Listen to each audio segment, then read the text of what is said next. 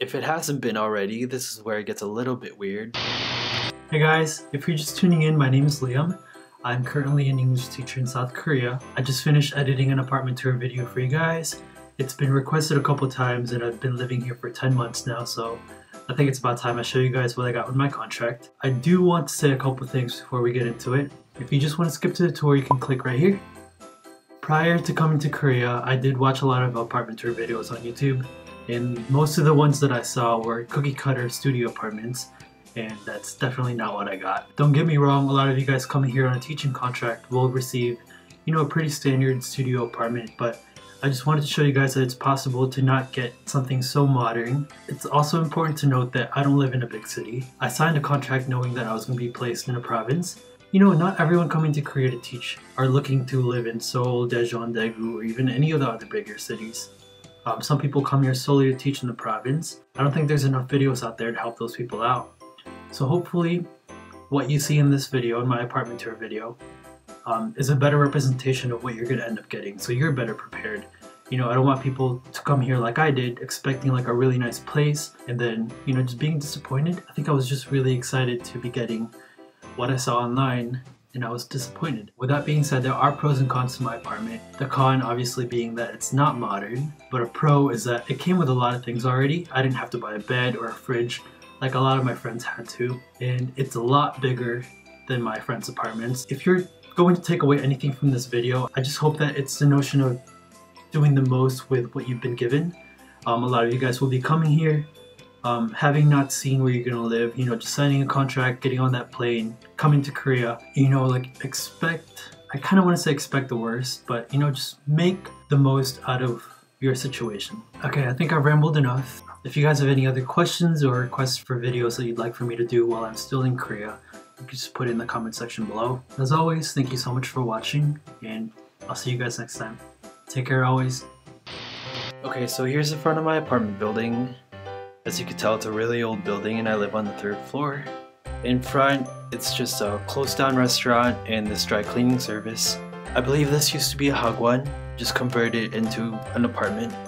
And again, I live on the 3rd floor, but on the other side of the building. Across the street, there's a 7-Eleven, which is really convenient. And next to it, there's a pizza shop that actually sells $5 pizza. I don't have the pin code lock that a lot of people here have. I have to use an actual key. And you walk into a giant mirror because Korea, and in front of that I just have my bike, which I got for free. On the 2nd floor, that's where my mentor teacher and his family lives. Privacy aside, it's really convenient because if I ever need help or have a question about something, they're really close by to answer anything. Okay, so this is the 3rd floor. Behind that janky door is my apartment. To the right, it's more storage room, so I don't actually own this side. And there's more stairs up, but it just goes to the roof, and I've only been up there twice, and that's when I washed my bed sheets and I really needed them to dry a lot quicker. Again, my apartment's to the left, and I don't own the space to the right. When you enter, this is what it looks like. And to the right is my door. There's a place there for a padlock, I don't really use it. To the left here, I just have an old coat rack, and then where I keep all my shoes. I'll talk about what's over there in a little bit. The door has 2 locks, which is pretty secure. There's actually maybe 6 locks to get into my apartment. And then obviously it's Asia, so you take off your shoes before you enter. P.S. I am most definitely not British. Before we go in, I just wanted to show you guys what the place looked like when I first got here. This is a video that the previous teacher here sent me when I was still in the US. He filmed this for me so I had a better idea of what I was getting myself into. I was definitely really worried when I first saw this video. It didn't look like a place that I wanted to call home. So I did a lot and I paid for a lot in order to make it a better fit for me. I changed the wallpaper, I bought new things, I threw away most of his things, but I definitely do think that it's improved quite a bit. Okay, so this is what it looks like now. I do think it looks a lot brighter, and you'll be able to tell that I have a really bad problem with putting things on my wall. On my first week here, I threw away the old table and I bought that desk area from G-Market. And I also threw away the rug, even though it exposes ugly flooring. I think it looked a lot better than that dirty old rug. And believe me, I've cleaned this floor and this will be the best it will ever look, and it does go throughout the apartment. Right by my door I just keep my cards and letters and notes that I got from home. It's just a nice reminder that there are people out there rooting for me, even though they might be thousands of miles away. On my door I've put up a couple cards that I got from students.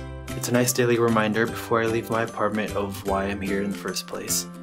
In my little work area, I just keep flowers from students, my cameras, calendar, pictures, books. On my corkboard, I have my bus schedule, Polaroids of my boyfriend, and sticker pictures, obviously. The guy before me didn't actually have a closet, so I had to buy these 2 freestanding ones. So I've filled those up. I have t-shirts on the floor here. I have pants, scarves, and shorts. I wanted to film this now because I actually have to start packing my winter stuff and start shipping that back, so I have room in my luggage for when I do leave Korea in 2 months. On the opposite wall, I've put up a bunch of my Polaroids from my time here.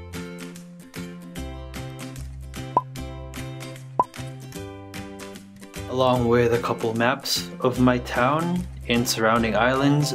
A lot of you guys still don't really understand how far away I live from the capital. Just to put into perspective for you, this is where Seoul is, and I live all the way down here in Wando. This door right here, it's locked, it's been shut, and it leads to an area that I don't own. It's actually kind of creepy. This window right here stays closed because it leads to an area that I will show you guys in a little bit. And then this way is my bedroom. Pretty sure that my mentor teacher built this bed frame by himself. I bought this from Society 6 and I got it shipped from the States. I got this plushie from G Market. I thought it was a full body pillow, but it ended up being this tiny thing. This window right here opens up to a wall, so I keep it closed, and that's my AC unit. This is the view from my bed, and the door on the right, that goes to the kitchen. The door on the left, that goes into my bathroom. This right here controls the water temperature, so if I want to take a shower or I want hot water, I press this. And if I want floor heating for the winter time, I have to press this button right here. Before we get into the bathroom, I wanted to again show you guys what I ended up walking into and what I'm currently dealing with. So, pretty standard. I mean, nothing luxurious, obviously. Got the shower attached to the sink. Yeah.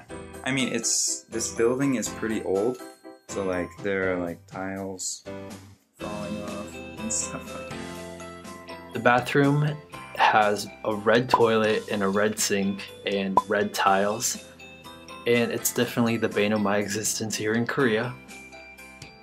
There's only so much that I could do to a bathroom like this, and oh yeah, that window right there, it opens up to the kitchen.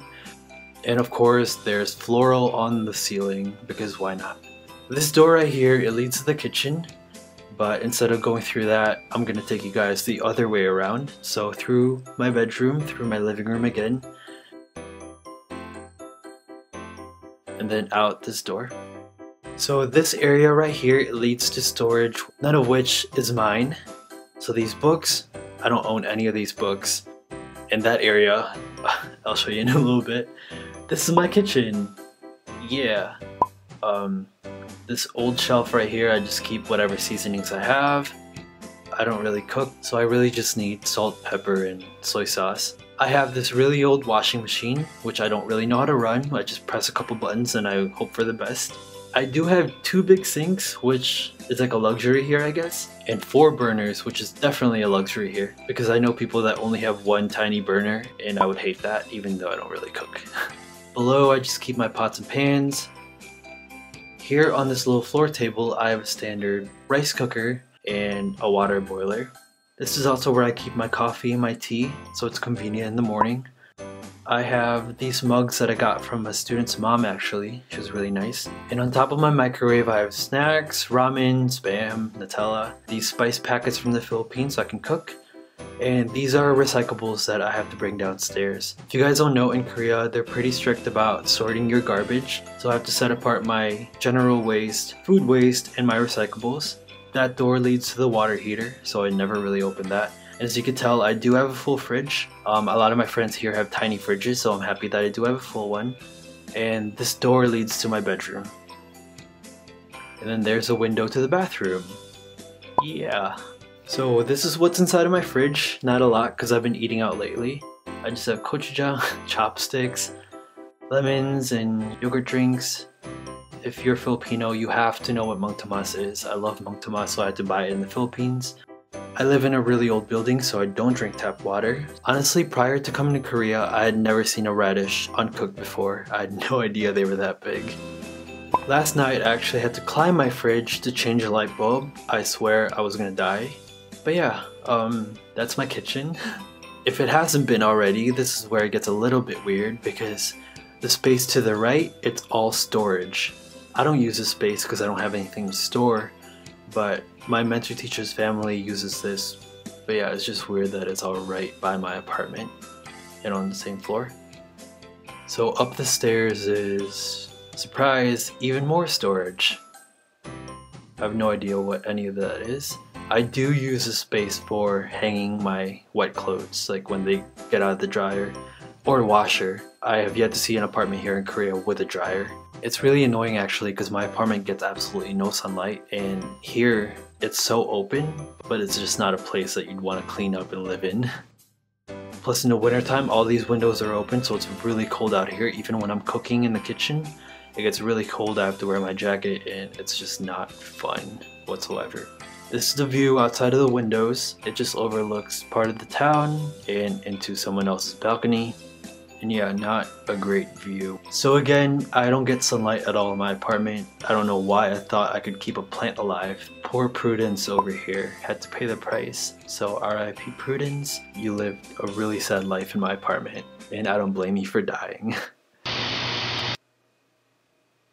Burp.